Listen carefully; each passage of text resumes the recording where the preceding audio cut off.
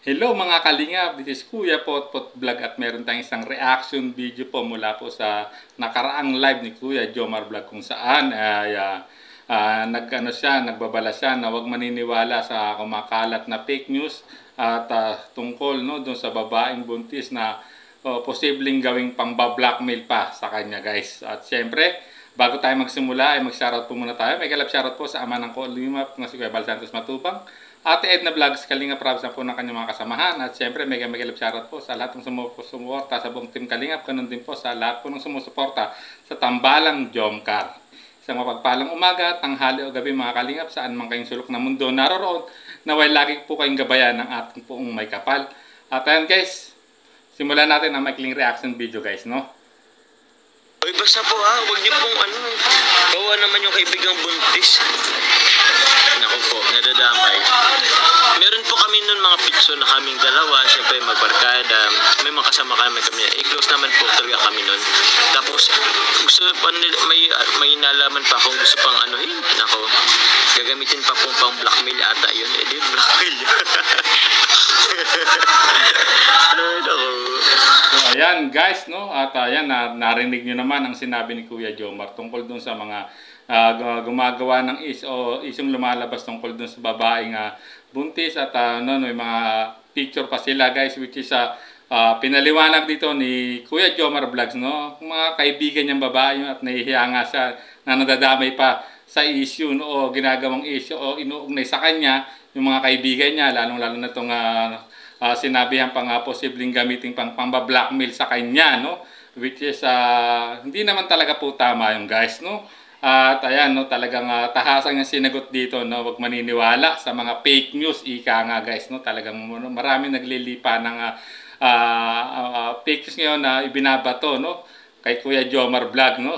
At sa Tambalang Jomcar, at which is talagang may mga nais manggulo, no? O guluhin ang kanilang tambalan, siraan si Kuya Jomar Vlog.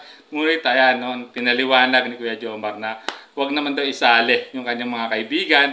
At kung may mga larawan man na sinasabi ni Kuya Jomar Vlog dito, ay siyempre normal lang kung mga close friends na babae guys. No, normal naman talaga kung may mga may kanya-kanyang trauma tayong babae. Siyempre minsan may mga sweet pictures tayo kasama sila. Normal lang po yun. Sana wag pong bigyan ng issue tulad ng ibinabato rito kay Kuya Jomar Vlogs, no? Talagang narinig niya, no? At may nalaman pa si Kuya Jomar na posibleng gagamitin pang-blackmail, no?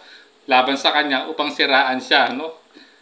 Sa Kalingap guys, grabe naman talaga yung mga haters o basher po ng ni Kuya Jomar. Talagang lahat na lang ay ginawa ng issue guys. At ayan naman guys, kita nyo naman, tinawanan niya at binigyan niya ng linaw na pawang mga fabricated issue lang yung binabato sa kanya, no? At huwag paniniwalaan guys. So ayan, alam na natin ang naging sagot dito, no, ni Kuya Jomar Vlog guys. So hanggang dito na lang ating maikling reaction video guys. At syempre kung gusto niyo pong mapanood ang full video nitong nakarang live ni Kuya Jomar Vlog, puntahan niyo po sa kanyang official YouTube channel, Kuya Jomar Vlog. At syempre hit niyo yung notification bell din at subscribe niyo siya sa mga hindi pa nakasubscribe. At para lagi kayong update sa mga kanyang uploads and live stream. At syempre maraming salamat, no? At suportahan niyo rin po ang kanilang Tambalang Jomcar guys, no? Jomar at Carla guys. So hanggang dito na lang po uli ang ating reaction video. Maraming salamat po. Hanggang sa muli po nating reaksyon. There's a vlogger named Kuya Potpot, spreading good vibes, giving all he's got.